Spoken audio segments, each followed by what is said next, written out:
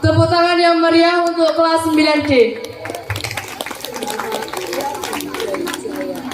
Yang berkuasa di Majapahit. Sang Prabu memiliki seorang putri dengan bernama Diah Ayu Pusparini. Kecantikan sang putri sangat terkenal seantero negeri. Banyak pemuda dari berbagai penjuru mencoba meminang sang putri. Namun sia-sia karena sang putri belum berkeinginan untuk menikah. Melihat hal itu, sang Prabu mulai gundah memikirkan masa depan putri tercinta dan kerajaannya. Sang Prabu ingin sekali melihat putrinya menikah dengan lelaki yang tepat. Suatu hari terlintas dalam benak sang Prabu cara agar putri segera menikah. Maka pada suatu malam Prabu Brawijaya mengajak putrinya untuk berbicara empat mata. Ayahanda mengerti, engkau menginginkan suami yang hebat, sakti mandraguna dan tampan. Ayahanda memiliki ide agar engkau segera menikah. Akan diadakan sembara, dan sembara tersebut adalah bagi siapapun laki-laki yang dapat merentangkan busur Kiai Garuda Yaksa dan mengangkat gong Kiai dari Sekar Delima, maka dialah orang yang berhak untuk mempersunting dirimu. Baiklah ayah. Mendengar hal tersebut, sang putri sungguh terkejut, namun tidak berani menolak permintaan dari sang ayah. Putri pun menyanggupinya. Sang Prabu segera memerintahkan pengawalnya untuk menyebarkan sayembara tersebut kepada seluruh rakyat dan pangeran di sekitar Majapahit. Prajurit, segera umumkan kepada seluruh rakyat bahwa aku akan mengadakan sembara bagi siapapun laki-laki yang dapat merentangkan busur Kiai Garuda Yaksa dan mengangkat gong Kiai Sekar Delima, maka dialah yang akan aku nikahkan dengan putriku. Siap, Pak Raja.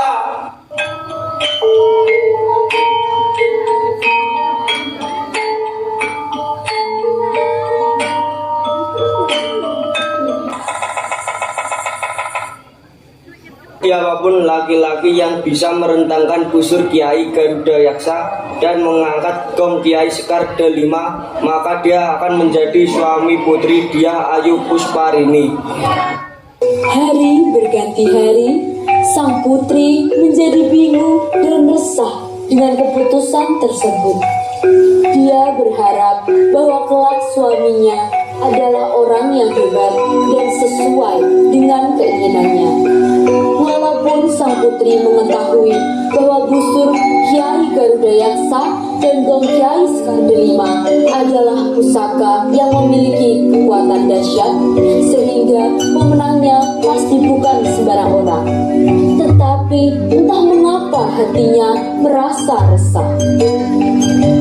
Akhirnya tibalah pada hari yang telah ditentukan. Semua peserta dari penjuru negeri telah berkumpul di alun-alun kerajaan. Terlihat sang Prabu duduk di singgasananya bersama permaisuri serta putri Diah Ayu Pusparini. Para prajurit menyiapkan alat sayembara, yaitu busur Kiai Garuda Yaksa dan gong Kiai Sekar Delima. Prabu Brawijaya memukul gong pertanda sayembara dimulai. Secara bergantian, peserta mulai merentangkan busur dan mengangkat gong tersebut.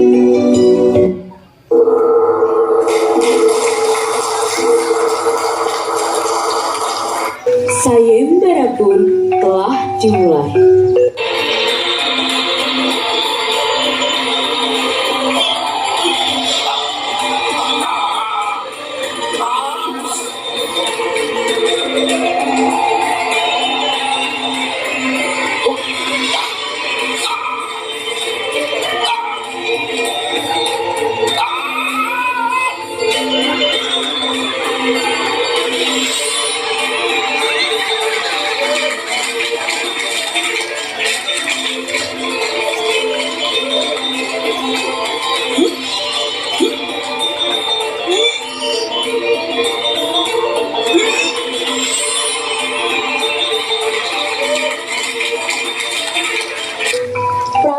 Brawijaya mulai gelisah karena takut tidak ada laki-laki yang mampu memenangkan sayembara ini.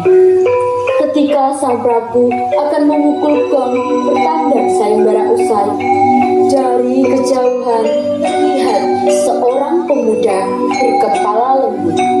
Dia mendekat dan berkata kepada Sang Prabu,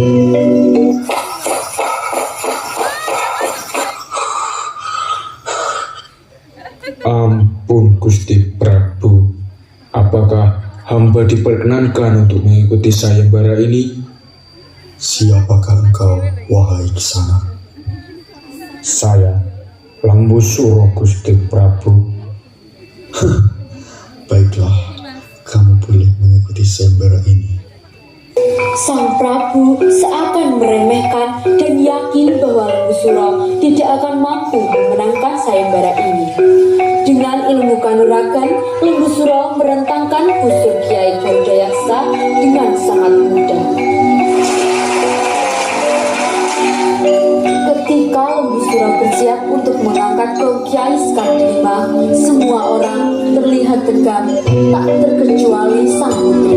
Dia sangat berharap Lembu Suro gagal di sayembara.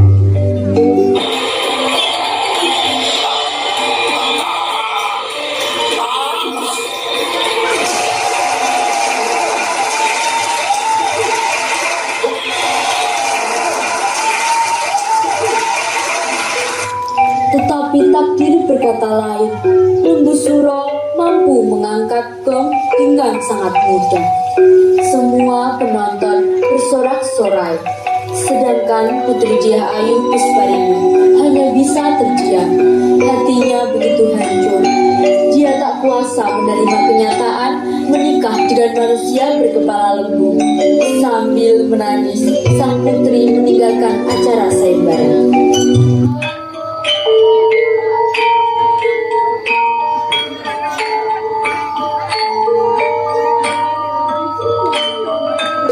Walaupun begitu, demi menjaga martabat sebagai seorang Prabu, Prabu Brawijaya tetap menikahkan Putri Dyah Ayu Pusparini dengan pemenang sayembara, yaitu Lembu Suro.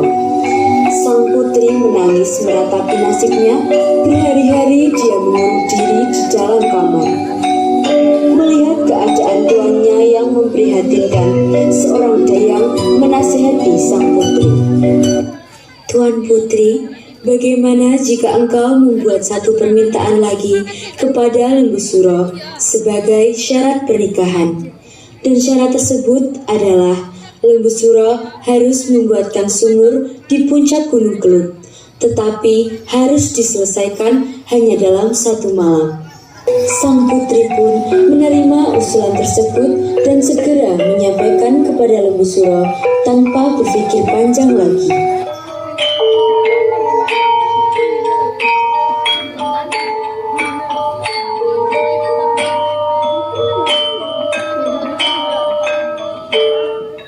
"Sebelum kita menikah, aku mengajukan satu syarat. Syaratnya, kau harus membuatkanku sebuah sumur di puncak Gunung Kelut, tapi hanya dalam 1 malam." "Baiklah, aku sanggup dengan syarat itu."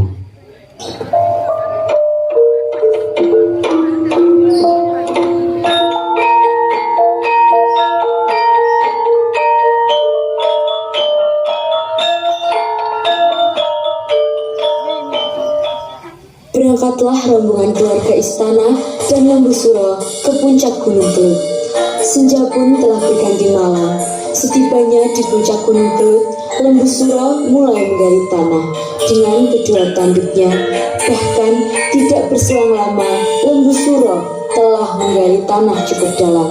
Malam semakin larut, sumur yang digali semakin dalam. Hal ini membuat sang putri semakin panik. Sang putri mendesak ayahnya untuk menggagalkan Lembu Suro menyelesaikan syarat sebelum fajar tiba. "Ayah, bagaimana ini?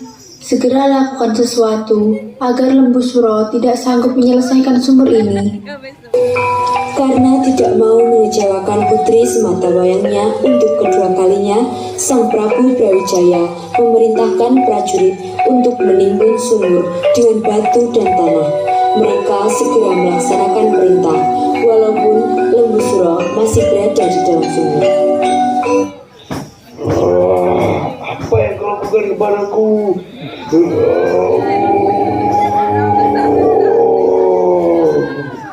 Para prajurit tidak menghiraukan teriakan Lembu Suro. Mereka terus menutup sumur hingga Lembu Suro terkubur di dalamnya. Meski demikian, suara Lembu Suro masih terdengar dari luar. Lembu Suro mengucapkan sumpah serapahnya kepada Sang Prabu dan seluruh rakyat Kediri. Yoh Kediri, besok bakal petuk piwalsku sing mangkaping-kaping. Kediri bakal dadi kali, Blitar dadi latar, lan Tulungagung bakal dadi gedung.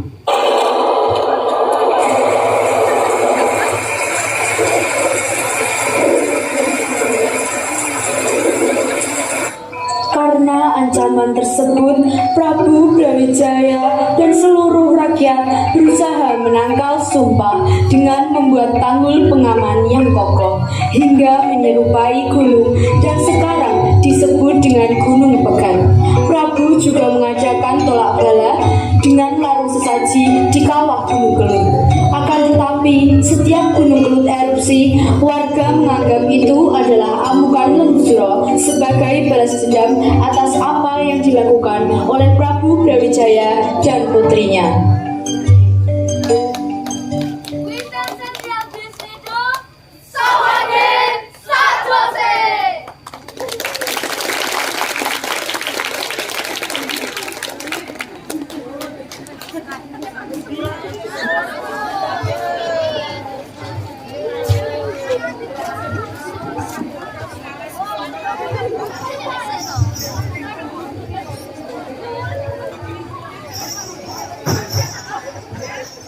Demikian tadi penampilan terakhir dari kelas 9D.